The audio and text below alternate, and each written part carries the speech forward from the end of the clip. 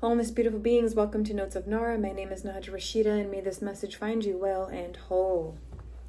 Welcome to November. Welcome to the second video discussing our shadow self, shadow work. Okay? The shadow. Taking our light and revealing the illusions that we construct, that we envelop ourselves with to protect what's most sensitive and hidden and wounded. Let's get into our topic today. Do you want to know the truth, or do you want comfort?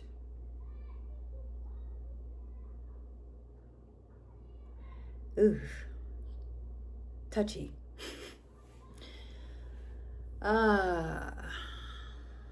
The truth. I made one of my recent videos, I think last month, about the truth. Only you know as an individual what your truth is. And no one else can take that from you, no matter how much it pisses someone else off about your truth. Truth is about experience, your personal experience. And everyone, for example, I'm a musician and I studied classical music for a long time, and I would perform on stage. And so I use this as an example. As a singer, performer on stage, you sing one aria, you sing one song, and then your audience is made up of 20, 30, 50, 200, 300, 400 people, and they are all immersed into the music that you're creating in that moment.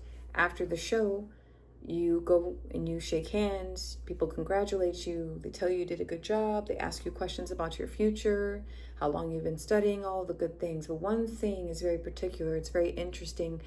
Everyone has their own unique experience, and the gift that you gave, they receive it differently.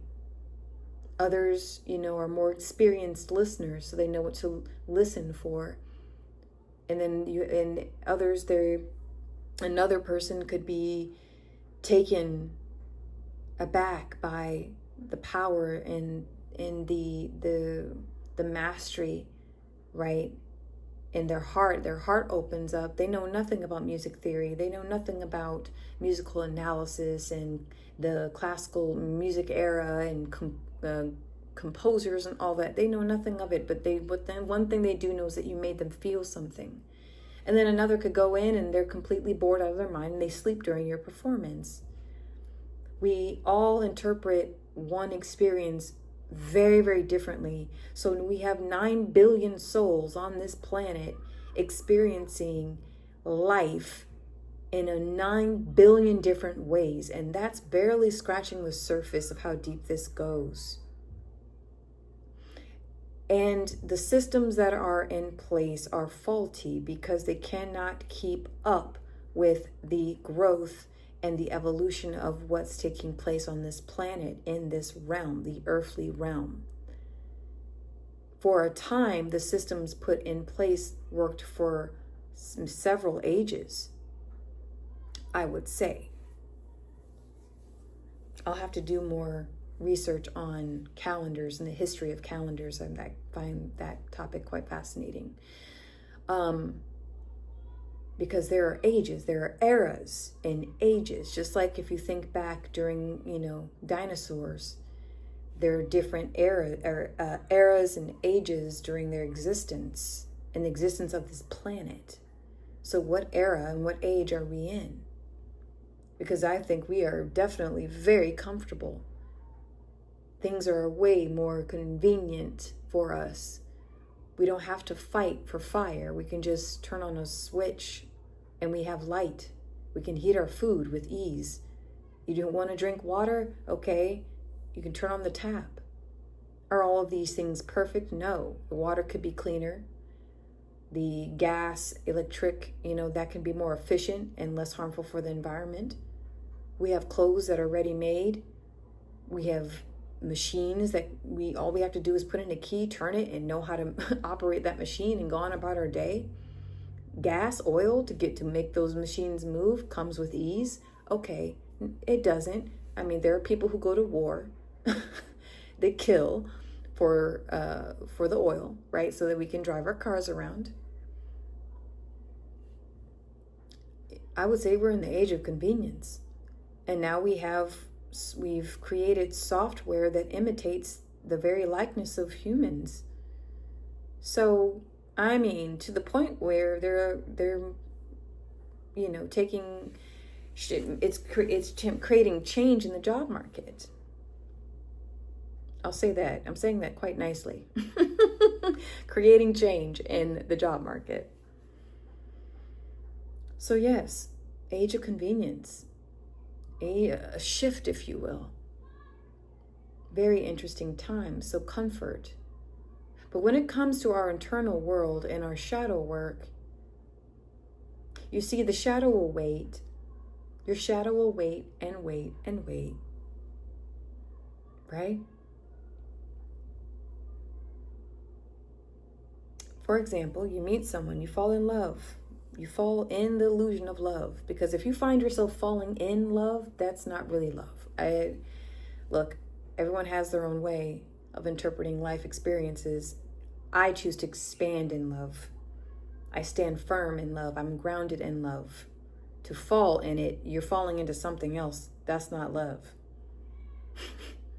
Oh, I fell in love. Okay, no, you fell in something else.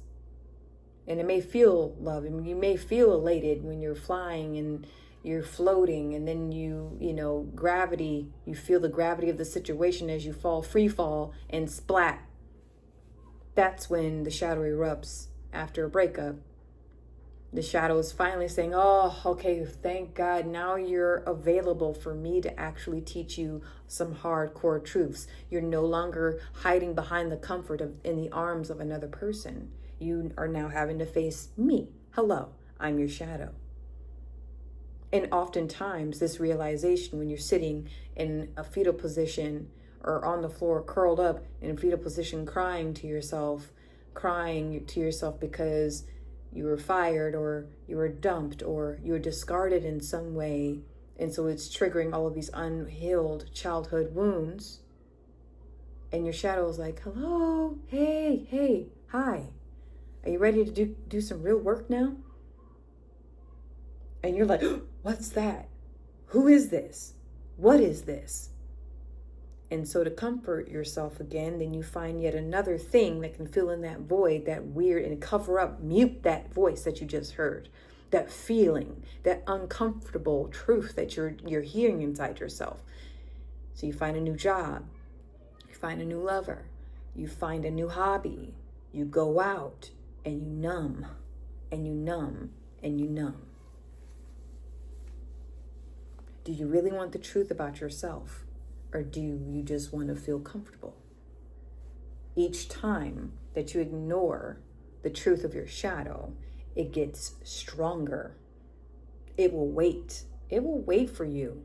Because shadow is part of in the realm of timelessness, where time doesn't truly exist. The shadow doesn't really have form.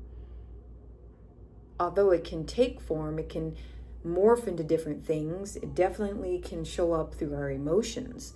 It shows up through our hobbies. It shows up through our actions, the things we do and choose to do and choose and not to do.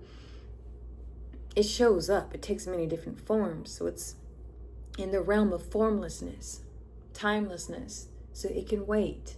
But each time there's an opportunity for it to connect with you again, it gets harder because the shadow gets bigger and it gets overwhelming.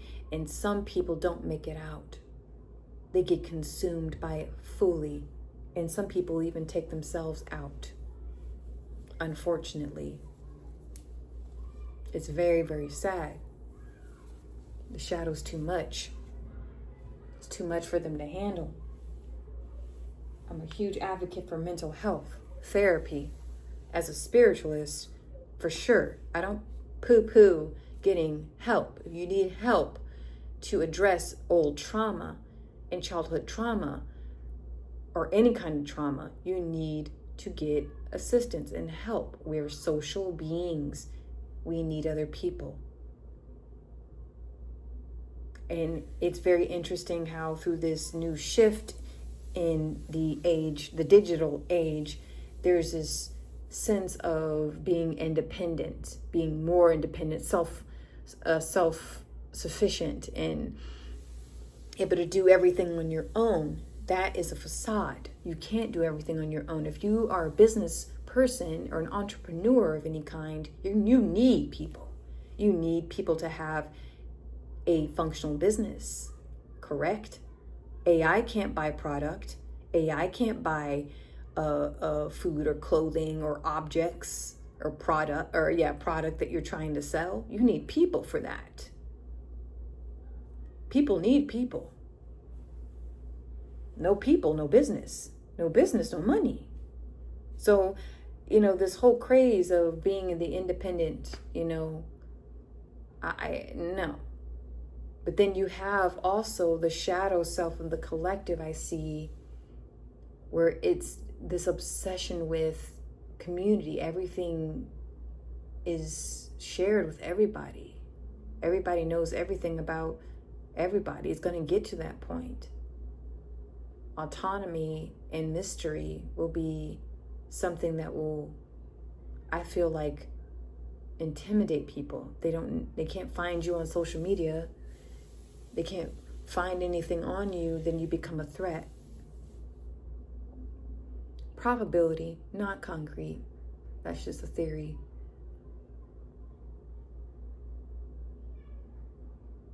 But in the realm of shadow work, be comfortable with being uncomfortable. When you can shake hands with your own demons, right? Because oftentimes we run away from our demons, chasing after our angels. Our angels run away from us every time we chase after them, because we're not facing our demons. We're not facing ourselves. We're not facing our shadow. And when we get that courage to turn around and look ourselves in the face, no matter how ugly and scary and butchered and fragmented, no matter how many there are, because sometimes our shadow self can fragment into many shadow selves, right? It's like an army that you're facing.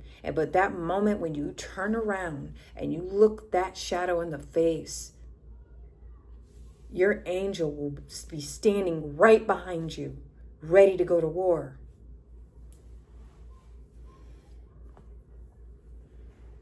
That is what true shadow work is. Courage. You have to have courage. You have to have courage. You have to be brave. It's a choice you have to make. Strip away everything else, and what are you left with? You. And I say this as an individual holding the hand of dying people working in a hospital as they're dying, right? You only have you. Your family could be around you, and the last breath you take, they're at home, hoping that they can make another day to come see you just in time before you take your last breath. Sometimes they don't make it. You just pass alone in the hospital room. The nurse is at the nurse's station. The nurse assistant, the CNA, is checking on another patient, and boom, there you go. You're alone, taking your last breath, struggling. And then they come find you a half hour later or 15 minutes later on their round. That's the reality. We come into this earth alone, but not alone. We leave this earth alone, but not alone. It is not your significant other's job to do your shadow work for you. It is not your lover's job. It is not your child's job. It is not your job's job to fight, to meet your shadow. It is not your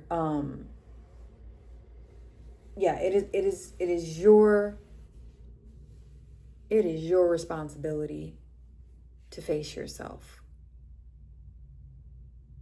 people oftentimes will marry for comfort. They will get a lover for comfort. They will get a new job for comfort, right? Just to feel comfortable, okay? To soothe that itch. So they don't have to.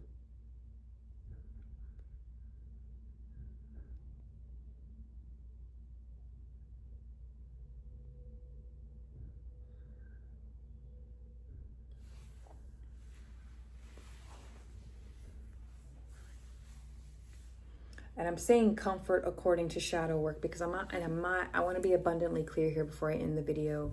So I'm drying my hair because it takes forever for my hair to dry, and I try not to use the hair dryer. I don't like too much heat on my hair. This is real. It's a very real thing.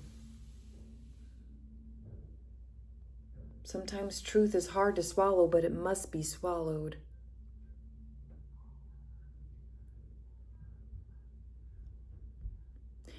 Ain't nobody coming to save us. Okay? The Savior is within ourselves. And I think, if anything, I didn't grow up Christian, but that's one thing when I hear about Jesus or the gospel of Jesus and what he preached and stuff, I would say, he said, I am the truth, the way, the light, meaning we are.